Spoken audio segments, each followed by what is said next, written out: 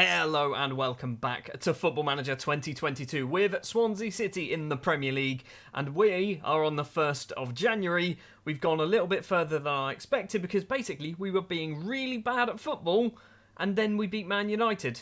So last episode we obviously played Bournemouth and Newcastle, picking up a point over those two games. We then lost against Villa, beat Reading 4-1, very, very good performance. We just every now and then will put 4 past the team.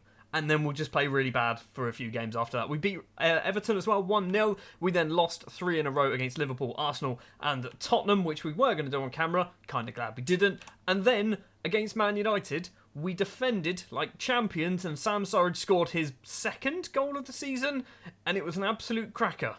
So, Surridge hasn't really... he's not really got up to speed, has he, since joining the club from Stoke last season. But yeah, after literally 2 minutes on the clock, Surridge on the volley from a Valerie cross, in off the underside of the bar, picking up the 3 points, basically against Manchester United. You can see there the match stats for the defenders. We defended like heroes, apart from Jake Bidwell, who wasn't very good, but it doesn't matter, because we got the 3 points. And because of that, we are 1 place away from a European spot. However, we are, 8 points away from a European spot? There's quite a big gap. We are literally the best of the rest at the moment in terms of the Premier League. It is January the 1st. The transfer window technically opens tomorrow, but something has happened. Jake Bidwell has left the club. His final game was the Manchester United game, and then he's made his way over to Sporting Kansas City for £1.1 million. We just weren't playing him, basically. So I thought, you know what, we'll cash in. He's out of contract at the end of the season. Bidwell has gone. We're going to be playing 2 matches in today's episode, and we're going to kick off with a match against Manchester City. We've already drawn with them once. The starting lineup then for the second Man City game of the season. We are obviously playing at home for this one. Johnstone in goal. Cooper, Fry and Kilman at the back, with Friedel and Valerie as the wing-backs. And Cham, Levitt and Smallbone in midfield, with Sam Surridge and Hwang Hee-chan as our strikers. On the bench, we've got a new face, shall we say, in, what's his first name? Tivonge, maybe? Rashesha. He is a right-back who is only 21 years of age. He's been promoted from our under-23s because basically we kind of need a bit more options as wing-back positions because we don't have too many. We are starting the game off playing slightly more attacking than we would probably normally play, but I do have our more defensive formation, which is basically the same formation, except we take the attacking midfielder and put them as defence midfielder. Maybe if we're still sort of 0-0 around 60 minutes, or even if we take the lead, we might drop to that. João Felix with the ball, crosses in, Haaland heads down for Raheem Sterling, and he blasts over Sturridge's bar. It is nil at Sturridge, Johnstone's bar. It's not Sam Surridge in goal. Maybe that's where he should play, because he's not very good up front. So far, so good. It is not going to be a free-flowing attacking football game from us. We've had a shot, apparently, and it was on target. But that's probably all we're going to get. Aymeric Laporte's throw finds João Felix back to Laporte on that left-hand side, runs past, I assume, Pep Guardiola, still in charge of Manchester City. Del Fry gets it in front of Erling Haaland. Johnstone, long ball forward towards Surridge, flicks the head on, isn't going to find a white shirt though, and Laporte can come forward. Ruben Diaz, back to Ederson, right-hand side is Rick Karsdorp. New signing clearly for Manchester City, going for a lovely little run down the wing. Sterling gets it. Karsdorp's still there. Sterling's just gone straight past Friedel, I think it is. Karsdorp keeps it in play across Bernardo Silva. Sterling again crosses it in, and Kevin De Bruyne is there to make it 1-0 to Manchester City. Not really sure what I was expecting from this. I kind of thought, last time we played them, we got a 0-0 draw, and we defended superbly well. We did the same as well against Manchester United. Kind of hoping we do the same. I feel like we might just lose about 4 or 5-0. It is not 4 or 5-0 at the moment, though. It is only 1-0 at half-time. I'm going to say, I want to see a better performance. I mean, there's no point going, good job, lads, well done, it's only 1-0. No, I want to see a better performance. Let's try and get an equaliser. Dylan Levitt to Smallbone. Strange free kick. Friedel's going to come forward. Finds Jan Valery. Not playing very well at all as Jan Valery. And Smallbone's been dispossessed by Erling Haaland. João Felix goes across. Haaland again. Bernardo Silva. Sterling makes a bit of space for himself. Friedel's with him. I feel like Friedel might be giving away a penalty at some point in a minute. Sterling again to Rick Karsdorp. Silva, Ugarte, De Bruyne, the goal scorer. Plays it to Karsdorp once again. Loads and loads of space. Friedel's chased him down. Silva with the ball. We need to steal this if we can. It's all come from Will Smallbone. Missed control, hasn't it? Karsdorp on the right. Crosses it in. He does cross it in. Haaland's there. And it's actually Brandon Cooper who deflects it wide for a corner. We are literally 4 minutes into the second half. I felt like we might have been a bit further in, but apparently not. Corner comes in, Haaland heads over the bar. It is still only 1-0 to Manchester City. We're defending all right, I guess. De Bruyne with a corner. It's towards the middle. Ruben Diaz is there. Haaland's effort is also stopped by Kilman, and it's gone off for a throw. Another corner for City. De Bruyne takes it towards the 6-yard box. It's a clearance as my secondary light turns off next to me because it's ran out of battery, and a long-range effort from Manchester City goes wide. 52 minutes played. We're just going to have to play with a dark side of half of my face now, apparently. De Bruyne with a corner. It's crossed in. I think it was Erling Haaland hits it over the bar. We are doing okay. We're not getting any chances at all. I'm genuinely thinking we just try and preserve goal difference at this point. I think we go for that one there, and then we need to do just a quick change. So Smallbone is not going to be a Borna midfielder. We're going to bring on Flynn Downs, and then why do I feel like Ncham should be able to play that position? He can't. We'll keep Downs there for the moment. Valerie's having a shocker as well. Rashesha, sure, on you get, buddy. Have a lovely debut. You're 1-0 down against Man City. We're also going to do Surridge coming off for Manolo Gabbiadini up front, because why not? 10 minutes have passed since the substitutions, and we've got the first highlight going Man City's way. Felix with the ball, gets past one man, keeps going into the area. De Bruyne's effort, and somehow nobody stuck a leg out. Not even a City player. It is 2-0 to Man City. It is Kevin De Bruyne with his second goal. Apparently Max Kilman's taking the blame for that. Arguably, it is his fault. He should have stuck a leg out. It's 2-0. I feel like this is game over. Final minute or so of normal time, plus 4 of injury time. De Bruyne with a free kick towards John Stones at the front post. Chests it down. Jack Grealish tries to go for goal. It's just past John Stones' post. It is still only 2-0, and I'm hoping that's all there is. When you look at how well we've played, we haven't played particularly well at all. We arguably should have just gone for defenders. It's 3-0. Ruben Diaz puts one in the 94th minute of 94. Apparently that was Flynn Downs making a mistake there. Not a good performance. We had one shot about, 35 minutes in maybe, and it was a 0.06. That wasn't a good performance. I don't like what I saw. Do we shout at people? We don't shout at people. We maybe shout at Valerie and Friedel because you were pretty bad as the wing-backs. It's now the 2nd of January, the day where the transfer window opens, and we have brought in 2 brand new players. We will get to them in just a moment. They're technically not here yet, but we've got our changed season expectations. Now, we are mid-table. We could arguably go for that, but it doesn't really give us anything new, does it?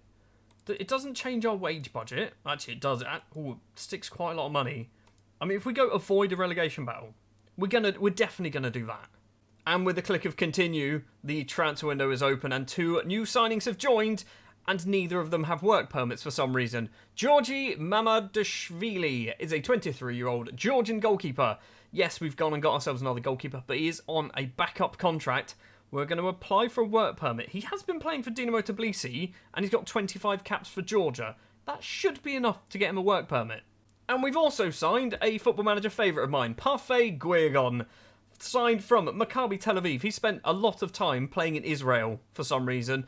Originally on loan from Africa Sports. Parfait Guegon is in, doesn't have a work permit. We can't even get one for him yet for another 80 days. Feel like we're never going to see Parfait play.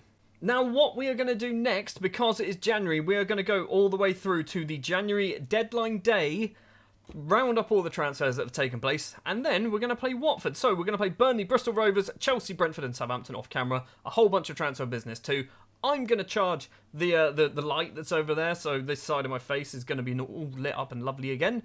And yeah, we'll be back for deadline day and then Watford. We are back at the end of January, technically the start of February. I've obviously got me light back as well, which is good to see. We have had an interesting month of football and transfers. First, we're going to talk about the transfers, players leaving the club, players joining the club. The big one to leave the club was quite frustrating. Flynn Downs signing for Spurs because he had an 11.75, I think, minimum fee release, 11.5 minimum fee release, and he just left. Nothing we could do about it. I tried to offer him a new contract, didn't realise he even had that in there, but he's gone, he's signed for Spurs, and he's probably never going to play for them, but that's Football Manager. We also sold Ryan Fredericks. He's made his way over to Lokomotiv Moscow in Russia, and he's gone for £5.25 million, which is actually a pretty decent amount of money for a 31-year-old right-back who, let's be honest, wasn't playing any games because Jan Valery was better than him. And finally, we also sold Joel Perreault. He's gone back to his native Holland, signing for AZ Alkmaar. PSV got a little bit of this money. It's 6.5 million in total. He's not played for us at all, really, this season. One game, apparently. He also played a cup game for us and was terrible. So Joel has, unfortunately, left the club. Had a very good season. I think Season 1, he was actually really good for us. Season 2, not so good. Season 3, didn't really play him. The first of 3 players to join the club. Carney Chukwuemeka, probably might not be his name, signed from Aston Villa for a reasonably small fee, in my opinion, £6.75 million in total. I think he's going to be a very, very useful player. He's basically come in as the replacement for Flynn Downs, and then we bought somebody else who's also the replacement for Flynn Downs.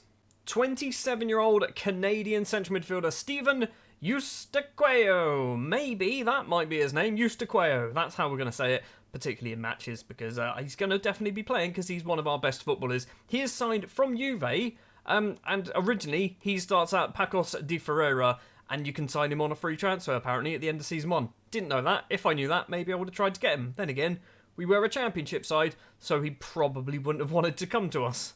And finally, signing as a left-back, although I've promised him as a central midfielder role, it's Callum Styles, signed from Barnsley, and he's got one cap for Ukraine. I didn't know he was Ukrainian.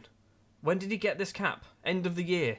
I was trying to sign him literally in the summer, and he wasn't from the Ukraine. Now he is from the Ukraine. Fair enough. He's coming. He's going to be a backup left-back and a backup central midfielder. Basically, we need some competition for Friedel, because at the moment he's been absolutely terrible, because he's got nobody basically pushing him. So that was our transfer window. There's obviously a few more transfers as well that have gone on, mainly loan deals. Nicholas Hansen going to MK Dons, Parfait Guegon going to Charleroi Recherche, who literally played earlier on in this episode, has gone out on loan to Stevenage. Mika Hamilton is going to Millwall, Frankie Golston to Colchester as well. This could be a very important loan for him, because I think he's got some potential. He just needs to get some game time. Dropping down to League 2, he should probably get that game time and hopefully score some goals. And as for matches, well, we've done reasonably well, in my opinion, beating Burnley 2-1. Hwang with 2 goals in this one. Beating Bristol Rovers 4-2. That was a bit of a mess. Defensively, we weren't particularly great. A 1-1 draw with Chelsea. Joe Worrell rescuing it in the 83rd minute. This match was terrible. We should have won that. This match was superb. We did win it 5-0. Valerie Gabbiadini, 2 for Surridge. Lorenzo Luca as well on the score sheet. As a Saints fan, kind of annoys me that happened, but also, this isn't real life. So, yeah, quite happy that we've managed to pick up 3 points and put 5 goals past the team. And as you saw earlier, this is the league table. Not really a huge amount has changed. We are now just 5 points, though, behind a Champions League, a Europa League spot, which is currently occupied by Leicester. We're getting closer. Realistically, we're just trying to get 40 points. That's what our target is for the season. 40 points, not getting relegated. And then maybe if we were to do a season 4 out of 5, that's when we'd be pushing for Europe. But we're not going to, because Dover Athletic Save will be starting as soon as the Swansea Save finishes.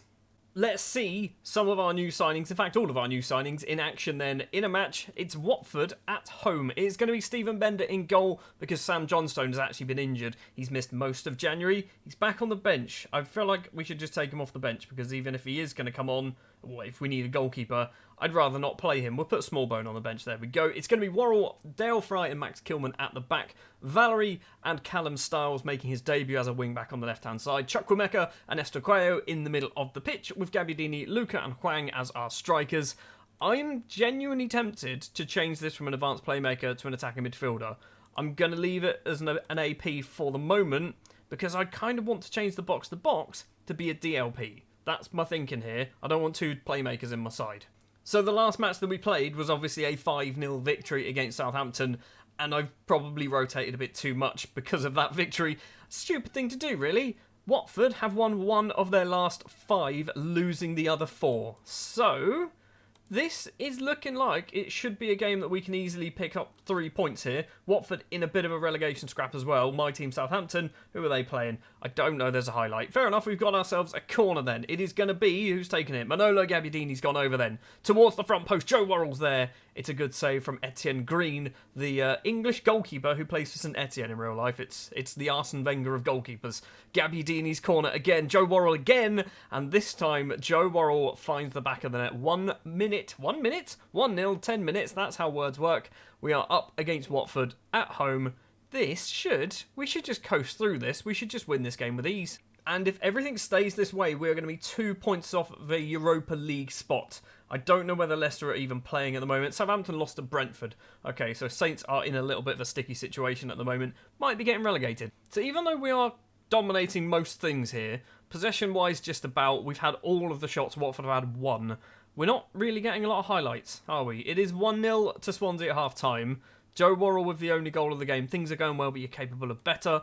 Let's say to the midfielders and the attackers, you can improve. Free kick on the left-hand side. Gabbiadini's the man to take it. Once again, Hwang's there. The ball is not gone across the line. How did we not score from that? Lorenzo Luca went through a little bit of a purple patch earlier on in the season, and all of a sudden he's just kind of stopped scoring, which is a bit of an issue for me. Kilman's running forward with the ball. Styles is off to his left. Gabbiadini's not going to get there. Chukwuemeka to Estequao. Gabbiadini again. Styles needs this on the left. Back to Max Kilman. Estequao gets it once again. The Canadian finds Gabbiadini, through ball to Lorenzo Luca, and Lorenzo Luca blasts that into the back of the net. The flag has gone up. Is it going to be VAR on our side once again? I'm going with this goal is going to count. So VAR is checking. I love the fact they've sped this up as well. This is quite nice. They've sped this up. It is counting. It's not said that it's counting, but it's 2-0. So it definitely has counted. Dale Fry to Joe Worrell. One of the goal scorers then. He's going to go for a run forward with the ball. Down the right-hand side, Valerie's probably off to his right. Doesn't pass it, though. Valerie doesn't want to steal the ball either off of Marcus Edwards. What? Why did Valerie not do that? He's on a 6.5. I feel like Valerie needs to be coming off. Deli Bashiru's in on goal here. Stephen Bender makes a save. Valerie, probably, the way he's playing at the moment, is going to curl that one into the top corner. Right, we are going to take off Valerie because he's on a 6.5. Andy Renham-Hotter is going to come on as a right-back. We're going to take off Hwang as well for Sam Surridge. We are 2-0 up, with still plenty of time to go. Obviously, we've got this highlight with Watford on the ball. Down the right-hand side, Ismail Assar controls it well. He's got Callum Styles with him, making his debut in a Swansea shirt. Styles tries to steal it, can't manage it. Deli Bashiru back to Ismail Assar. I assume that's Ismail Assar, and not a different one. Stephen Bender's managed to... Sorry, what's happened there? It's 2-1. It's 2-1. Styles is apparently at fault for the goal. I'm not quite sure how Styles is at fault for the goal. There were about 3 defenders in there who didn't do anything. So Sarr has the ball, gets the cross in, so gets past Styles. Bender fists it onto the... What did Dale Fry... It's Dale Fry's fault. Dale Fry can't be getting away with that, still on a 7.0 rating. He somehow has. He's still on a 7.0. He dropped down to a 6.9 very, very briefly. Do we keep going forward? We are currently playing a positive mentality as well because it is Watford, a team that we should be beating, but it is 2-1. They've kind of come back into it in the second half. We're going to do our final change. Do we take off Estequao? That's what they're recommending, is Estequao coming off. I think we're going to Marvellous Nakamba is the man to come on. For some reason, my assistant manager doesn't like Nakamba. I asked the assistant to pick the starting 11. He never puts Nakamba in there for some reason. I don't know why. Etienne Green with the ball. 6 minutes of normal time to play. Max Kilman heads forward.